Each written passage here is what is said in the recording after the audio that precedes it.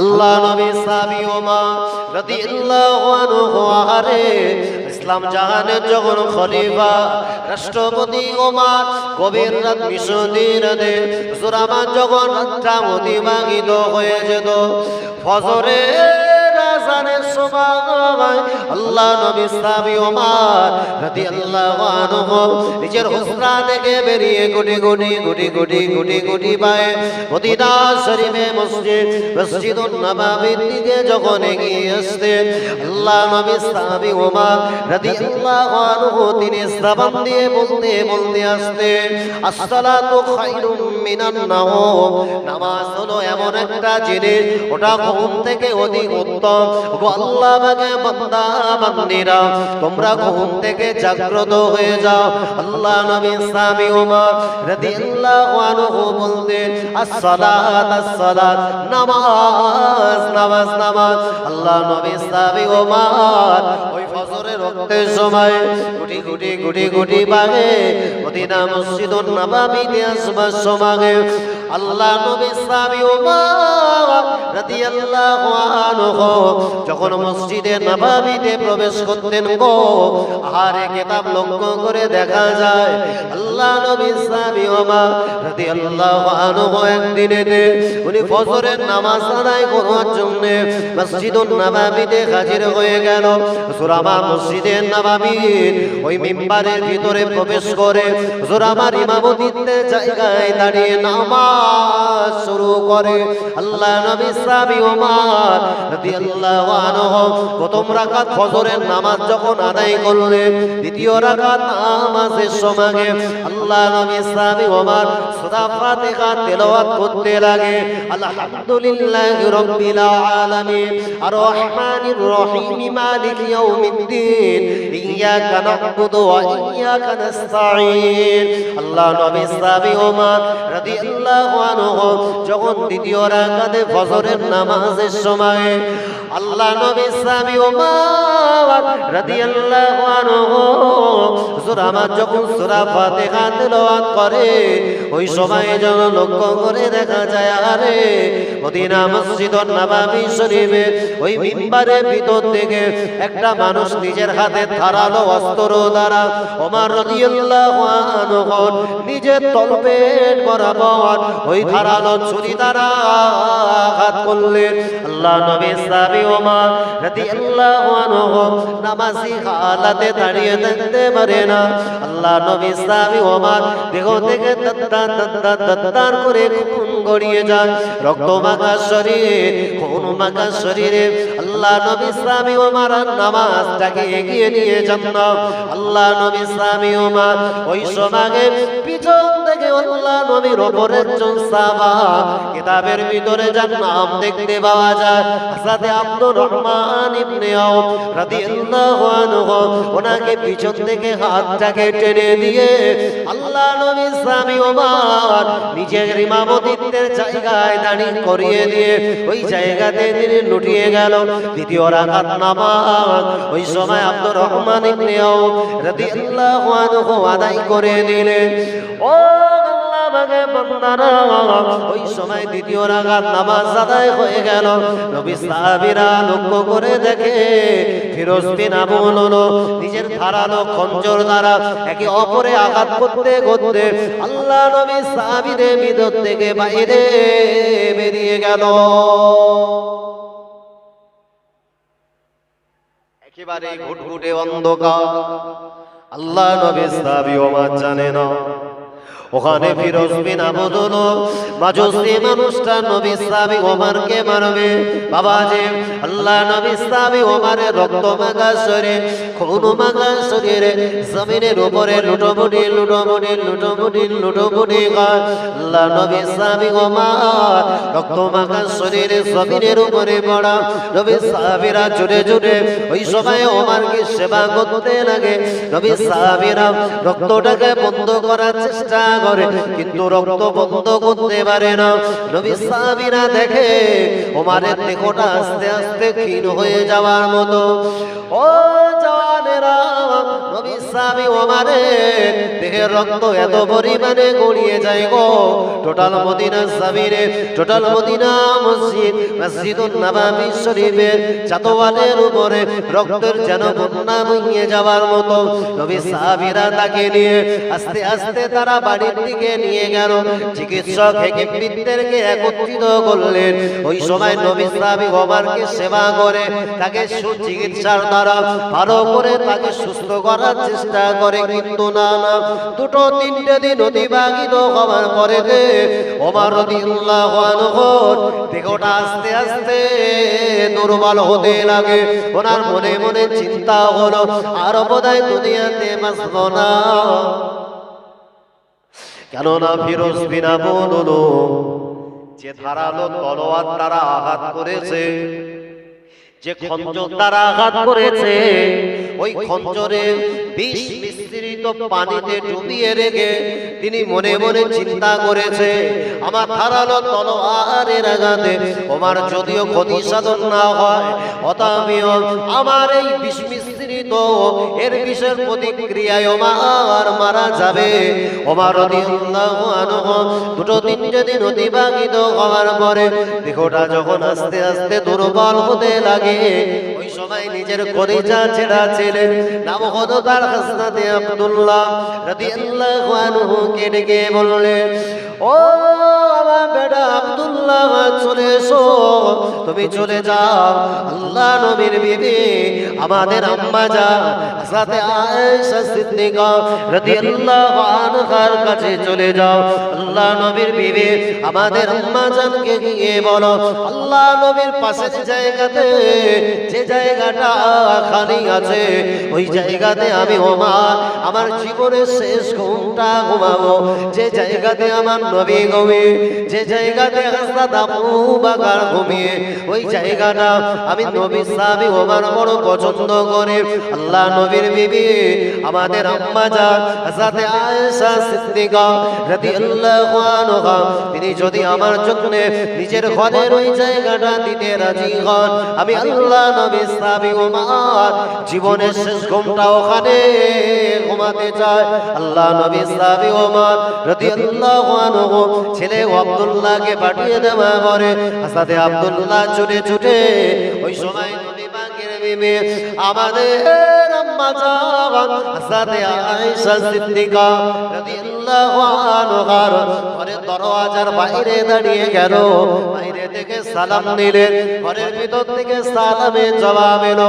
ওই সময় আম্মা জান হযরত আয়েশা সিদ্দিকা রাদিয়াল্লাহু আনহাকে আল্লাহ নবী সাহাবী ওমরের দাবিটা বললেন। হযরত আম্মা জান আয়েশা রাদিয়াল্লাহু আনহা ওই সময় বললেন, ওগো নবী সাহাবী আব্দুল্লাহ, আমি আমার জীবনের ইচ্ছা ছিল যে জায়গাটা খালি পড়ে আছে আমার হুজরা শরীফের ওই জায়গাতে আমি আয়েশা নিজে ঘুমাবো। অতএব তোমার আব্বা জান যখন দাবি করলেন তোমার আব্বা জানের জন্য ওই জায়গাটাকে আমি আয়েশা দেওয়ার জন্য প্রস্তুত আছি। জোরে বলে, কারণ তোমার পিতা তোমার আব্বা জানে ইসলামের জন্য অনবদ্য অবদান রয়েছে। ওমর যদি আমার নিজের হুজরা শরীফে বিশ্বনবীর পাশে ঘুমাতে চায়, তার জীবনের শেষ ইচ্ছাটাকে আমি আয়েশা কিভাবে উইথড্র করতে পারি? চলে যান, আপনার আব্দুল্লাহর আপনার পিতা ওমরের কাছে সংবাদ পৌঁছেছে, আমি আয়েশা আমার নিজের ওই জায়গাটা আমার নবী সাহাবী ওমর রাদিয়াল্লাহু আনহুর জন্য ওই উন্মুক্ত খোলা জায়গা নবীর পাশের জায়গাটা দিতে আমি আয়েশা প্রস্তুত এবং রাজি রয়েছি।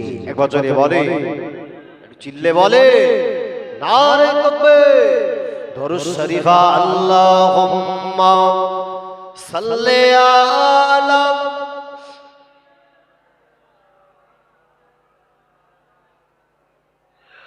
ওয়ালা আলি সাইয়্যিদিনা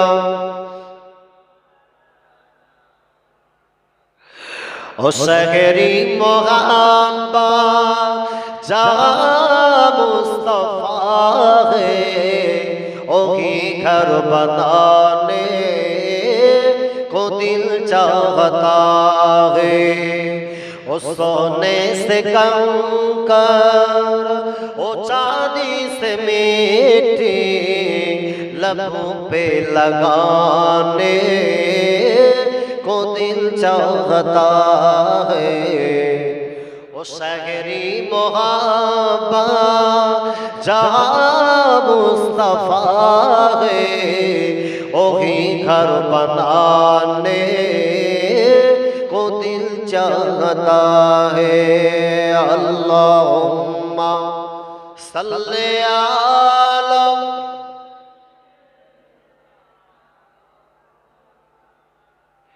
अला अली सय्यदीना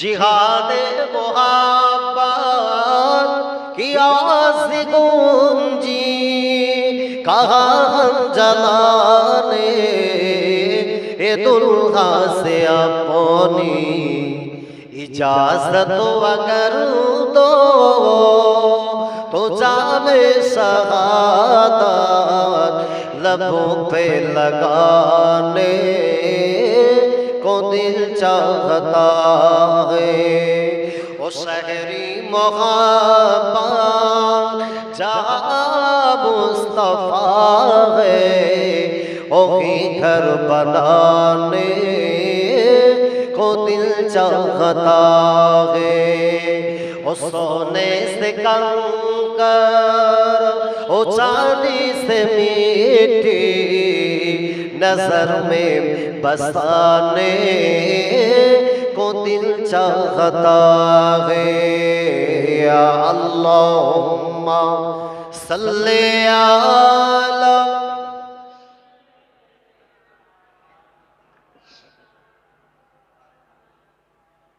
अला अली सय्यदीना सितारों से चांद कहता है हरदम तुम्हें क्या बताओ ओ टुकड़ा काला इशारे में आका के इतना मजा था कि फिर टूट जाने को दिल चाहता है वो शहरी मोहब्बत जहाँ मुस्तफा है वही घर बनाने को दिल चाहता है वो सोने से कंकर वो चांदी से मिट्टी नजर में बसाने को दिल चाहता है अल्लाहुम्मा सल्ले अला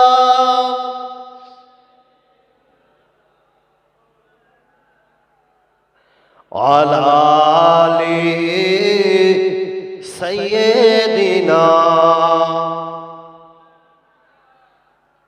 আমার ভাইরা জওয়ানেরা যুবকেরা মুরব্বিয়ান বলেরা তাই হযরত ওমর রাদিয়াল্লাহু আনহু কিতাব সাক্ষ্য দেয় যে দিনে আম্মাজান হযরত আয়েশা সিদ্দিকা রাদিয়াল্লাহু আনহা বিশ্বনবী রাহমাতুল লিল আলামিনের পাশে নিজের হুজরা শরীফে হযরত ওমরের জন্য তার কবরের জায়গা তিনি নির্ধারণ করে দিলেন ওমর রাদিয়াল্লাহু আনহু যখন তার সুসংবাদটা পেয়েছে জবান দিয়ে একটাবার আলহামদুলিল্লাহ বললেন তার কারণ পৃথিবীর জমিনের সর্বশ্রেষ্ঠ যে উপরিভাগে পৃথিবীর জমিনে মানচিত্রের ভূপৃষ্ঠের সর্বশ্রেষ্ঠতম জায়গা নাম হচ্ছে তার খানায়ে কাবা তথা বাইতুল্লাহ শরীফ যেটা আল্লাহর ঘর যেদিকে টোটাল মক্কা মদিনার মানুষ সহ টোটাল অল ওভার ওয়ার্ল্ডের মানুষেরা যে খানায়ে কাবার দিকে তাকিয়ে ইবাদত তথা নামাজ আদায় করে এটা হলো ভূপৃষ্ঠের উপরিভাগের জায়গা, পৃথিবীর শ্রেষ্ঠতম জায়গা। আর পৃথিবীর গহ্বর তথা অভ্যন্তরের সবচাইতে শ্রেষ্ঠতম জায়গা সেটা হচ্ছে মদিনার জমিন, যে জমিনে আমার নবী মুহাম্মদুর রাসূলুল্লাহ সাল্লাল্লাহু আলাইহি ওয়াসাল্লাম জনম জনমের মতো ঘুমিয়ে রয়েছে। হযরত ওমর রাদিয়াল্লাহু আনহু তাহলে পৃথিবীর শ্রেষ্ঠ ভূগহ্বরের আমার নবীর পাশে থাকবার সুব্যবস্থা যখন অনুমতি প্রাপ্ত হয়ে গেলেন, মনটা খুশিতে বাগেবাগ হয়ে গেল। আল্লাহ নবী সাহাবী ওমর রাদিয়াল্লাহু আনহুর ইন্তেকাল হলো, কিতাব সাক্ষ্য দেয় ওমর রাদিয়াল্লাহু আনহুর দাফন কার্য সমাধা হয়ে গেছে। ওমর নবীর পাশে নিজের শেষ ঘুমটা ঘুমানোর জন্য যখন তিনি তার উপযুক্ত জায়গা পেয়ে গেলেন, হযরত ওমর রাদিয়াল্লাহু আনহু সেই জায়গাতে ঘুমানোর পরে নিজেকে একজন উপযুক্ত, একজন সৌভাগ্যবান ব্যক্তি হিসাবে আল্লাহর কাছে শুকরিয়া জ্ঞাপন করলেন। হযরত ওমর রাদিয়াল্লাহু আনহু যে সময়ে আম্মাজান হযরতে আয়েশা রাদিয়াল্লাহু তাআলা আনহার ঘরে থাকবার সুব্যবস্থা পেয়ে গেলেন, হযরত আম্মাজান আয়েশা আল্লাহর নবী সাহাবী ওমর রাদিয়াল্লাহু আনহু যখন তার ঘরেতে তার দাফন কার্য সমাধা হয়ে গেল, ইতিপূর্ব পর্যন্ত সময় আম্মাজান আয়েশা নিজের হুজরা শরীফে ঘরের ভিতরে তিনি উন্মুক্ত খোলামেলা ঘোরাফেরা করার সুযোগ সুবিধা পেয়েছিলেন। কিন্তু হযরত ওমর রাদিয়াল্লাহু আনহু যখন তার ঘরেতে যখন শুয়ে পড়েছেন, কিতাব সাক্ষ্য দেয় আম্মাজান আয়েশা তিনি নিজে বিবরণ দিয়েছেন, আল্লাহ রাসূলের সাহাবী হযরত ওমর যখন আমার ঘরেতে তার দাফন কার্য সমাধা হয়েছে, তারপর থেকে আমি আয়েশা আর উন্মুক্ত ভাবে খোলামেলা নিজের হুজরার ভিতরে আর ঘোরাফেরা করতাম না। তার কারণ বিশ্ব নবী রাহমাতুল লিল আলামিন তিনি হচ্ছেন আমার সম্পর্ক সূত্রে, তার সঙ্গে আল্লাহ আমার দাম্পত্য জীবনটাকে সুখময় করেছিলেন। এক কথায় সম্পর্কতার দিক দিয়ে তিনি আমার স্বামী, অপরজন ছিলেন হযরত আবু বকর সিদ্দিক রাদিয়াল্লাহু আনহু, যিনি আমার পিতা। তার ব্যাপারে ইসলাম শরিয়ত আমাকে পর্দা করার যে হুকুম প্রদান করেছে, ওমরের বেলা সম্পূর্ণ ব্যতিক্রম। ওমর রাদিয়াল্লাহু আনহু তিনি আমার সঙ্গে কোনো রক্তের সুসম্পর্কিত ব্যক্তি না। এ কারণে আম্মাজান আয়েশা রাদিয়াল্লাহু আনহা ওমরের পরে যখন ওমর তার ঘরে কবরস্থ হয়েছে, তারপর থেকে আর খোলামেলা নিজের ঘরে করতেন না। তার কারণ ওই ঘরে একজন বেগানা পুরুষ ঘুমিয়ে রয়েছে। এ কারণে আম্মাজান আয়েশা রাদিয়াল্লাহু আনহা আর নিজেকে উন্মুক্ত ভাবে ঘোরাফেরা করতেন না। নবী সাহাবীরা ওমর রাদিয়াল্লাহু আনহা এই বিশ্বখানা যখন অবলোকন করেছেন, সম্মানিত ভাইরা, যে আম্মাজান আয়েশা রাদিয়াল্লাহু তাআলা আনহা আমার নবী বিশ্ব নবী রাহমাতুল লিল আলামিন নবীর বিবি, একজন মৃত ব্যক্তির ব্যাপারে যেভাবে তিনি পর্দার সঙ্গে নিজের জীবনটাকে কাটিয়েছেন, একজন মৃত ব্যক্তির ব্যাপারে পর্দার বিধানটাকে মান্যতা দিয়ে মৃত ব্যক্তির ব্যাপারে পর্দার হুকুমটাকে বলবৎ রেখেছেন। অথচ ওমর ছিলেন একজন কবরস্থ ব্যক্তি। তার ব্যাপারে ওমর রাদিয়াল্লাহু আনহুর ব্যাপারে আম্মাজান আয়েশা পর্দা করলেন। আজকের যারা সমাজের মা হিসাবে পরিচিত আমার মুসলিম ধর্মাবলম্বী যে সমস্ত মেয়েগুলা আজকে বিভিন্ন ভাবে দুনিয়ার জমিনে মানুষের সম্মুখে নিজেকে প্রদর্শন করার জন্য যেভাবে উন্মুক্ত ঘোরাফেরা করে, এদের একটা বার তো আম্মাজান আয়েশা রাদিয়াল্লাহু আনহা এই জীবন আদর্শটাকে যদি বাস্তবতায় রূপে রূপান্তরিত করতে পারে, দুনিয়ার জমিন সুখময় হবে, কবর নামীয় জিন্দেগিটা ভালো হবে, এবং তার জন্য তো আলামে বারজাখ কবরের পরবর্তীময় কবর নামীয় জিন্দেগি সহ আল্লাহ আখিরাতের জীবনকে সুখময় করবে।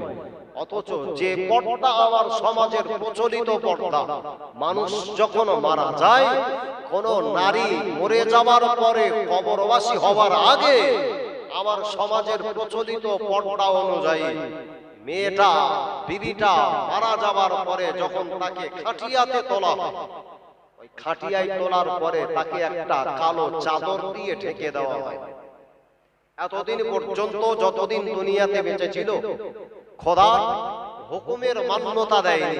পর্দা জীবনে কোনোদিন কোনো অবস্থাতে পর্দার হুকুমের ব্যাপারে কোনো রকম চিন্তা ভাবনা করেনি।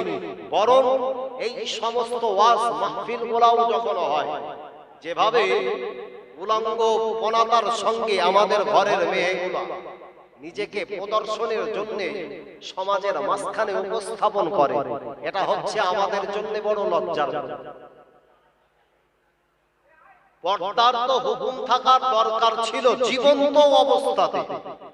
যে স্বামীটা তার বিবিটাকে পর্দার ব্যাপারে যতটা ওয়াকিবহল হয়, যখন কবরস্থ হবার প্রাক মুহূর্তে তার উপর থেকে চাদর সরাতে মানুষকে নিষেধাজ্ঞা করেন, বলে খাটিয়ার উপর থেকে চাদর সরিও না।